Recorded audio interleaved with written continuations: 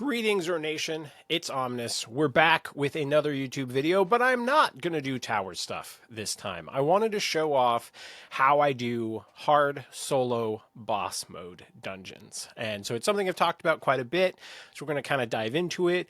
Most of the setup is pretty normal. You're going to have your Court Jester's chest on. You're going to have Mightiest Mimic's head. And then you're going to have the Amities for accessory bonus, and then double Band of Gods. And then I use the questing axe in my offhand with a Venin main hand. And then currently I'm using some of the Serpent Slayer legwear as the leg slot, which is kind of your one flexible slot. But the main idea here is I'm going to try to get in as many dungeons as fast as I can, as smooth as I can, and just try to get a bunch of Orns. So we're going to get right into it. I try to go with kind of a minimal buffing strategy, Gunner to Mimics, and then I'll try to work in some Wyvern Speed 2 as I can. You can see I'm doing this at Anguish 25 in basically full Orn farm gear. I'm also doing this at, I believe, Ascension level 101 at the time of recording. And so you can see, immediately the idea is you're obviously trying to one-shot the bosses, right? You want this to go as smooth as possible with as few misses as possible. And this is where dexterity becomes a really critical stat and why I'm willing to work in Wyvern Speed 2 when I start doing something at this particular Anguish level. But Wyvern Speed 2 is not a guaranteed up. If there was something I could use that just guaranteed dex up, I would probably just use that. I've even played around with different leg slots that will do a dex up for me. And you can see there, Fallen Gilgamesh is something that you often don't think of as being that stressful, but they hit hard. Guarding Strikes is good penetration. You don't have terribly high defensive stats in a build like this, and so yeah, you can get messed up really quick. And so yeah, most of the time they'll cast Divine Bastion, but when they don't, it's a little stressful. So here I'm just kind of going through. I'm actually at the time of recording, I'm waiting at a bus stop, and so the strategy is while I wait for the bus, I'm going to work in all the dungeons from my OT. One of the things that I look for in the early part of each dungeon is which bosses are a little bit safer to cast buff during. And so if I hit a Cockatrice first, because Petrify can really ruin your day, even with Steadfast 2, it can absolutely ruin a dungeon. And if I have to leave and go back out and kind of change my spec to try to fix Petrify in hard mode, it can cost me a whole dungeon worth of time. And so it is something that I try to avoid as much as possible, kill the Cockatrices, and look for some of the easier stuff to buff during. So Arisen Mammon is one of the things where you're not going to one-shot him in most cases. And so, but he doesn't hit that hard, so he's not really that scary. Even when I've tried it at higher Anguishes, Arisen Mammon is not the problem. There's other things that cause you way more issues. And again, I cannot stress enough how much, when you're trying to do Orn farming at this particular Anguish level, dex really ends up mattering a lot. And so it really makes the classes with higher dex shine, which is why I prefer Ursa over the base Gilga. There's a couple other reasons as well. But yes, I am doing this in Gilgamesh Ursa, which is why you see the hit points being so high. And being able to refresh hit points is really nice, as opposed to worrying about having to refresh ward. You can see even a Fafnir is hitting pretty hard, and I would consider that one of the easier bosses to buff during. The vampires, the Rakul. I have no idea how to say it. I'm sure someone's going to give me a hard time for it, but I do want to try to get the buffing done before you get to the tier 9s. Just because the fallen, the various fallen Thors, etc., they all can hit you with a status effect, right? Rot, paralyze, any of that, freeze can cause you problems. You can see there, obviously, we're going to talk about it a few times during this video. Immortal Lords are a problem. They're extremely high dex, and so with that added Anguish, they just become extremely complicated. And it is a case where that counterattack, which from Ursa doesn't matter most of the time, in almost all the content that you do, that counterattack doesn't matter that much outside of PvP. But at this Anguish level, just having that percent chance when they hit you that you basically just kill them for the Immortal Lords is absolutely huge. It was even something in some discussions after this particular run where maybe it would be worthwhile to include Counterattack as one of my potential spells for maybe Berserk Immortal Lords and that sort of thing. I don't know. I haven't tried it yet, but that's something that I'm certainly interested in. I think there's probably some breakpoint at some Anguish level where the counterattack is more effective than just hitting the Guarding Strikes 4 button. I don't know where that breakpoint is, but I imagine it does exist. The Baylor Kings are a nice one if you are looking for an opportunity to hit Wyvern Speed 2 again. That when you hit a Baylor King, that's one of the safer tier 9 bosses to get a buff turn on. Sometimes it's easy to forget the ODOT golems can petrify you as well. I would really try to avoid buffing during an ODOT golem. So, but as you can see, I'm really trying to show off kind of the simplicity of this particular build, where the idea is you get in your 2 to 3 buffs, and then you only have to cast Guarding Strikes. The adornments in this particular setup is that I don't have that many mana adornments in this particular setup. It's, I believe, mostly Symbols of Pestilence for status protection in this particular version that I'm experimenting with. But I have a couple, I think it's 2 or 3 for mana regen. And that's just because if I hit a weird dungeon with a Risen Mammon at the 16th floor and then Medea in the last floor, or I also maybe like get a few different misses on Mortal Lords, that I don't run into a situation where I'm potentially out of mana. But I honestly, I may not even need the adornments that I have. I'm using all 6 Ashen Rubies in the questing axe, and in the main hand, it has 4 Blackened Eyes of Kerberos, and then I'm using 2 Gorgon Eyes, mostly because just losing a little bit of mana isn't that big of a deal, and I wanted the additional status protection because at this level of Anguish, if you get hit with any status effect, and then that makes you take an extra hit, or you're not getting a chance for an Ashen Ruby proc because you lost your activation, it can really spiral things out of control. I'm not sure if I like this exact adornment loadout, but it's something I wanted to try out and see how I'm feeling about it. But you can see, like, obviously I'm getting pretty good numbers. Most people, go the endless route for dungeon farming. I just don't enjoy endless as much, but I'm getting upwards of 700,000 orns off a single Arisen God. This screen I had to pause for a second because I saw double ornate. I was like, anything juicy in there? And unfortunately, no. It was some rather plain stuff. But yeah, it's just the idea here is that I get a lot of chances at end of dungeon rewards. I'm getting good orns, and I just enjoy the dungeon experience of like doing my 25 floors and then having that chance, having that potential excitement at the end of it. But it does consume a lot of keys, and honestly, the higher Anguish, you do end up essentially burning more keys because you're going to just whiff dungeons more often. Berserks become very difficult. You kind of have to get lucky in a lot of cases. I think before I recorded this video, I had 2 dungeons back to back where I hit Fallen Beowulfs, and I whiffed both of them. And I forget, sometimes I feel like it's not that consistent that I lose to Berserks, but I've played around with enough different Anguish levels that I can't remember if I'm thinking about when I did Anguish 15 versus Anguish 25. But the Berserk tier 10s are all rough. Like even even like Gradlon is super tough. Man, if he gets his defensive buffs up when he's berserked, that's just huge pain. Odin's probably the only tier 10 where I'm actively like, nah, he's fine. Even if he's berserk, he's not too bad. But till you could crank up the Anguish that much more. Realm Shifters can actually be kind of this interesting middle ground where you hit a certain Anguish level and it's actually a little bit nicer, where if I hit them once, if I do about 55% damage, that's kind of perfect. And then I just hope that I live through their one attack, and then the second attack will kill them. Whereas at the lower Anguish levels, you hit them for like 75, 80%, and then they just obliterate you. So there are times when going up in Anguish actually helps you. Another example. So here, sometimes I know when I hit a spot on the bus route where there just isn't a lot of normal dungeons, I will click on inns. I'm just trying to, get any benefit that I can.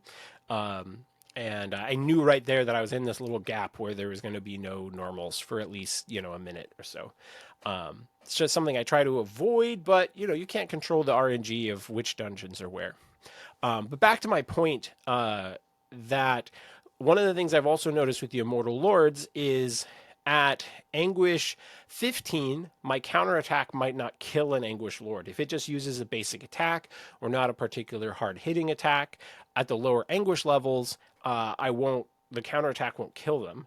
But as it gets a little bit higher, there'll be this threshold where with the buffs and everything that their base attack hits hard enough that when you counterattack them that you'll just kill them and it moves through the fight, and that actually can smooth things out in a way that you wouldn't necessarily expect. But that's just been my experience, where sometimes it's worth trying out the higher anguish level just to see some of these things, where even if you think you're struggling at a particular level, there's some interesting interactions with Gilga Ursa and just how this plays out. So don't stop yourself from experimenting. So I'm not trying to God forge anything at this particular run. At this point, I've got kind of an elemental mimic's head. I've got an elemental court jesters, and so the gear itself is mostly locked in. I do change out the legs every once in a while. I'm a big fan of the Arisen Aru rogue leggings. Just getting some cursed immunity plus the chance for random temp decks up, I think is just a really strong leg slot. But there's tons of great legs. Fey Surters, Fey Hells. There's no shortage of awesome leggings. I would just say if it's got decks on it, there's a pretty reasonable chance that it's good for dungeons. And I wouldn't even say if it's a no ward leggings, I don't immediately discount it. I think some of the leggings that have a lot of bonus hit points on them, but no ward, as long as it's also got some decks, they are worth considering. So try it out, kind of see what you have in your arsenal. One thing I haven't talked about yet is why am I using the Venom in the main hand as opposed to another questing weapon? And the reason for that is because it's untyped. I do lose about 2% Orns overall. And so it's kind of roughly equivalent to the difference between the Mightiest Mimic head versus a Lost Helmet, is about the difference in Orn loss. But what it does for me is that it means that I don't have to worry about casting Elementalists, or it doesn't mean that I have to have something like, say, Tidal Strike 3 loaded up to kill the dragon immune bosses, like, say, Fallen Beowulf, which when you're trying to knock out 40 of these in an hour, it's really easy to get into a rhythm, and then you hit the wrong button. And against the Fallen Beowulf, like there's not a lot of room for mistake. You can in this build, like I have Ward of Light 3 and usually maybe an Osmo Strike. Some stuff loaded to try to help me top off when I get into that really stressful situation. But here I was just kind of, again, trying to push the, like, how much work you can get done with Guarding Strikes 4 and the Ashen Ruby procs, and like how well it will kind of carry you through these different dungeon loadouts. Now, going along with this, obviously not everybody is going to have just kind of an unlimited run of dungeons or having like a bus route in the way that I do to utilize all these. So if you know that you're gonna have extra time, you can buff up in a different spec beforehand. I've heard a lot of people will basically they'll go into dungeons using, say, Realm Shifter Dorado, and they'll just take one turn to cast like a dex up, sort of like cast Wyvern Speed 2, and then leave the dungeon, and that's just kind of their rhythm. And I think something like that can be really smart. And especially if you can buff up or like cast mimics in a set where you have cursed protection from your legs, can also just be really nice, and then you switch over. But especially with Gilga Ursa, there are some downsides to that. You'll almost always start lower hit points because almost nothing is going to have as much hit points as you will have on Gilga Ursa, especially with Ascension levels into it. But also, if you're trying to do something like Serpent Slayer leggings, you gotta keep in mind that you may start lower on mana. you know, if you go in Realm Shifter. And so those are all things that you do have to kind of keep in mind as you're choosing when to go in with other specs. Now, um, as you can see here, I've been mostly successful. I don't think I've whiffed during this video, but I do want to stress that when you're doing something at Anguish 25, you certainly just kind of have to accept that you're going to whiff maybe 1 out of 10, 1 out of 15. It's just going to happen. Just because it might be some bad Immortal Lord luck, it might be, you know, berserks, or it could just be bad timing on things. And so I really look at that more as key cost, as long as you have the potential dungeons to kind of keep yourself going. And then if you know that you're at a spot where you're going to have a few minutes where you only have a couple of dungeons to do, be a little slower, be more willing to grab from your other spell slot. People who listen to the show and know me, I do not like opening my skill tree if I can help it. And I really don't want to mess up the whole, you know, kind of like how I have my spells organized for quick muscle memory. You can see here that Immortal Lord, I thought that was going to be 1. And this is one of those stressful spots. You hit, that's like 3 Immortal Lords in 5 floors. I thought for sure that this dungeon was going to end up being a whiff because I just didn't have a chance to kind of buff up before, or not buff up, but kind of heal back to full before those situations. So if I got unlucky with Ashen Ruby procs or something, that could just be a whiff, and wouldn't really be a whole lot that you could do to control that. So that's just a good example of the kind of situation that you're just not always going to be able to get yourself through it.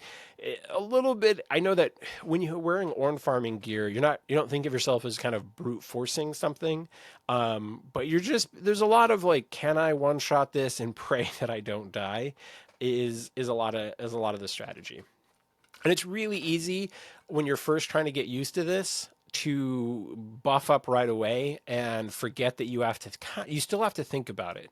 And if you're doing it at no anguish levels, you probably don't have to worry about it. Or if you're not doing it in hard mode, it's not nearly as big of a deal. You'll just panacea if you get petrified.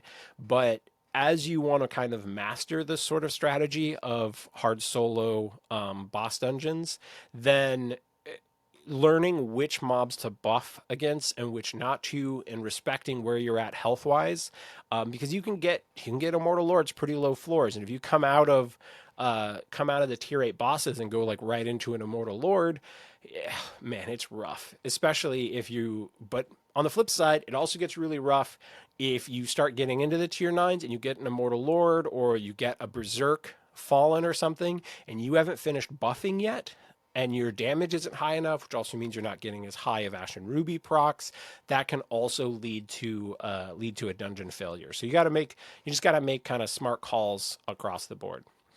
You know, I always get just like a little annoyed when I complete a quest or one of these videos because I think of it like a pop-up, and I'm just like, oh, it's like I got a text while I was recording. I'm like, Jesus, why did that have to happen? But now, if you're watching this and you mostly do endless runs, totally fine. If that works for you, I'm not trying to badmouth that strategy. I think there's a good chance you probably even make more Ornns overall than I do. But I just like this strategy. It allows me to do content that I really enjoy, and I feel like I can get a strong amount of Ornns. It is not uncommon for me to end up with over 200 million Ornns in 1 hour. That is fully buffed, but if it's a better event, say something like Riftfall, it's not crazy for me to end up with more like 400 million Ornns in a single hour of just nonstop dungeons, and I'm just not spending that much time buffing, and that's fun. You're gonna kill more stuff. We're playing this because we want to fight monsters, and I don't want to spend a whole lot of time doing buffs. There is a fair argument that maybe at certain levels for this, maybe it is worth casting some defensive buffs. But for me, I feel like it's just better to keep as few buffs as possible, keep that stuff going smoothly. But someone else might find that it's a little bit different, and I encourage people to kind of experiment with it and find a variation on this that you like. Maybe a question that's going to come up is why Guarding Strikes? It's a high penetration skill. It's untyped damage. It gives ward turns, so it's kind of a good mix. Ward doesn't matter a ton as Ursa, but it kind of can smooth things out, and it can also top off your mana in a pinch. And so it's still not a bad idea to have just that little bit of extra barrier, but I usually don't think too hard about which decisions end up with me having more ward. I do try to put the ward adornment specifically in the Venom as opposed to having them in the questing act so that I'm getting ward from that other slot. And I remember when I first put this together, I put all the Ashen Rubies in the Venom, and I was like, I think that's a mistake. I think I need to change this up. Um, I would be interested to try a crit build with Ursa, kind of doing something like this, but this has been working out so well for me. It's been a little hard for me to test, but down the road, I do have some other builds, both Horde and Higher Anguish, that I want to show everyone. But I wanted to really give the ability for people to just kind of take a look at what a consistent run is like with my Venom main hand strategy for solo hard boss. So that's kind of the gist. One thing I forgot to mention earlier in the video, but if you're doing this sort of thing and you're moving around, it's a good idea to, when you hit a big cluster of dungeons, go into them, grab them, kind of save them in your queue, and then make sure that you're getting through them when you're on a route or a drive or whatever where you're occasionally hitting lulls.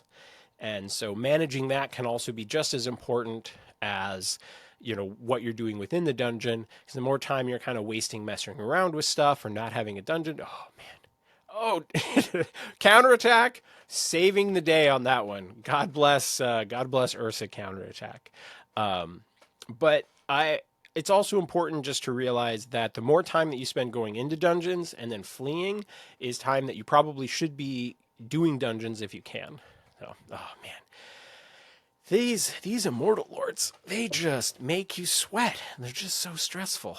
Oh, and then blocks from the man, when you get 2 or 3 blocks in a row on a fallen Beowulf, it's stressful. It's so stressful.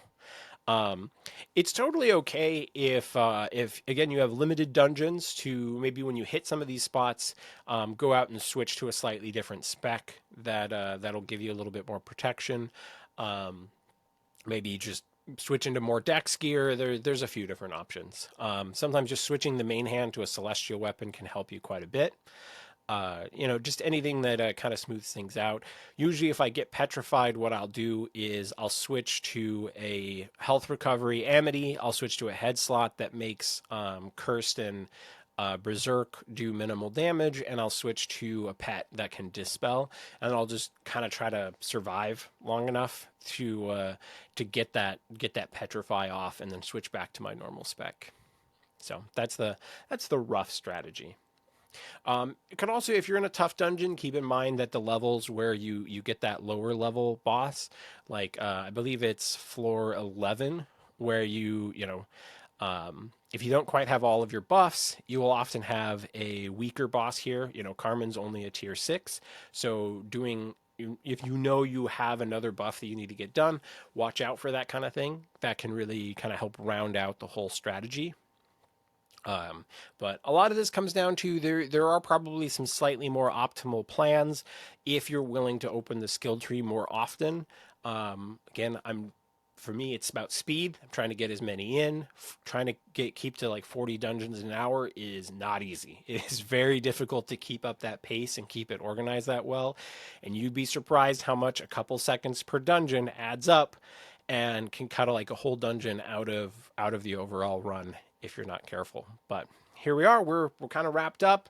That's the gist of it. I hope this is helpful and can help some other people enjoy some dungeon runs in the Omnis Venom style. But until next time, thank you for listening. And this is the Ornation saying later, nerds.